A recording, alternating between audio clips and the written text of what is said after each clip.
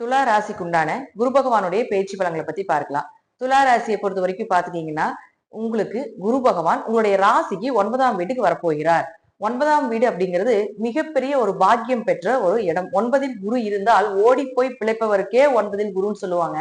ஆனா அதனுடைய அர்த்தம் என்னன்னா, ஓடி ஓடி உழைப்பவருக்கே 9ல் குரு அப்படின்னு நம்ம சொல்லுவோம். ஏன்னா 9ல குரு இருந்தாருன்னா உங்களுடைய ராசியை பார்ப்பார். அடுத்தது 3ஆம் வீட்டையும் பார்ப்பார். அதே போல 5ஆம் வீட்டையும் பார்ப்பார். அப்ப 1, 3, 5 தொடர்பை ஏற்படுத்திக் கொள்கிறார்.